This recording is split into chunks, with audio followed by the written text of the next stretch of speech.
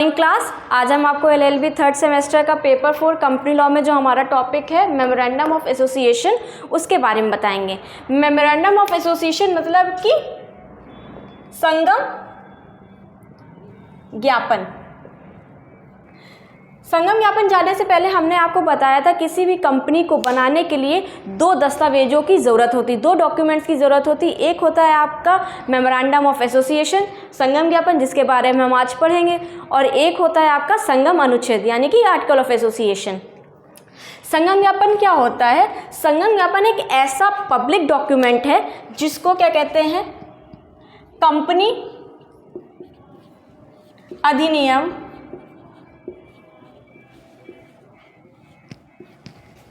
2013 की धारा यानी कि सेक्शन 256 में परिभाषित किया गया है। जो संगम ज्ञापन है वो ऐसा दस्तावेज है जो क्या कहते हैं, कंपनी के संपूर्ण जानकारी देता है। कहने का मतलब है कि ये एक तरह की पृष्ठभूमि है जो कंपनी के बारे में सारी चीज़ें बताता है। तो कंपनी एक्ट की सेक्शन जो 4 है उसमें बताया गया है कि हमारा जो मेमोरेंडम ऑफ एसोसिएशन है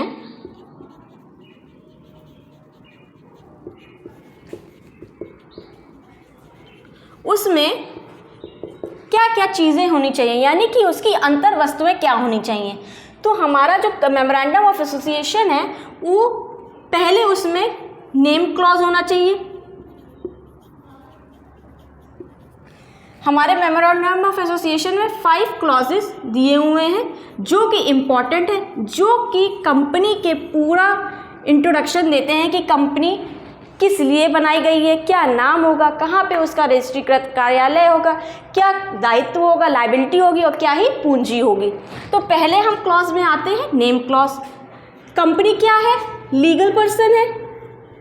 तो जैसे ही नेचुरल पर्सन है, ह्यूमन बींग्स, उनके लिए नेम की ज़रूरत होती है, उसी तरह क्योंकि कंपनी क्या है, लीगल पर्सन है, तो उसको भी एक नेम की ज़रूरत होती है। तो कंपनी के जो मेमोरेंडम क्लॉज है उसमें जो नेम क्लॉज है उसमें हम कंपनी का जो भी नाम देंगे, जैसे कि हम देखते हैं सैमसंग, गूगल, यूट्यूब, ये सब क्या है, ये नाम है, या टाटा मोटर्स, रिलायंस, ये सब क्या है, कंपनी के नेम्स हैं जिससे हम कंपनी की आइडेंटिटी रिवील करते हैं कि कंपनी क्या है।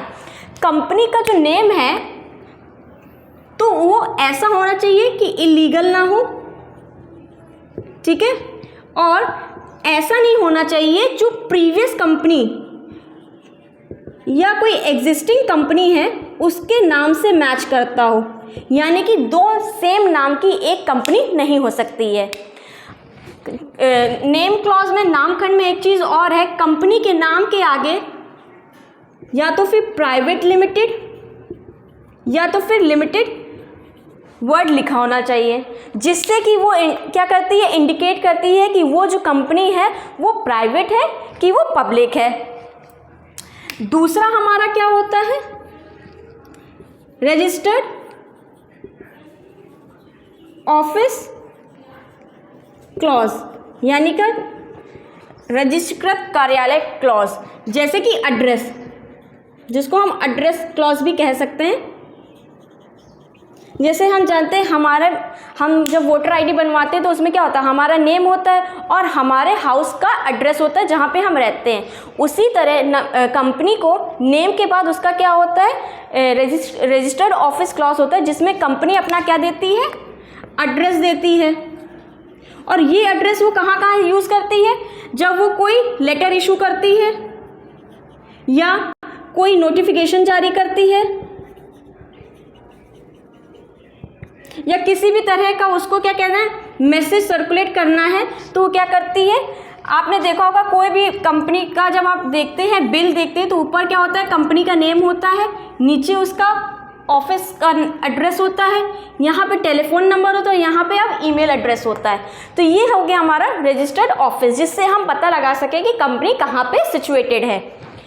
थर्ड जो हमारा क्लॉज है और मोस्ट इम्पॉर्टेंट क्लॉज है, जो कि होता है हमारा ऑब्जेक्ट क्लॉज। ऑब्जेक्ट माने कंपनी का क्या एम है, किस उद्देश्य के लिए कंपनी बनाई गई है। और कंपनी को हमेशा अपने ऑब्जेक्ट क्लॉज के अंडर ही क्या कहते हैं काम करना चाहिए। अगर कोई भी काम कंपनी अपने ऑब्जेक्ट क्लॉज के बियॉन्ड काम करती है, मतलब कि उसके अधिकार के आगे काम करती है, परे काम करती है, तो वो कार्य कैसा हो जाता है, वो कार्य वॉइड हो जाता है। ठीक है, ये हो गए हमारे 3 क्लॉज। हमारा चौथा क्लॉज जो होता है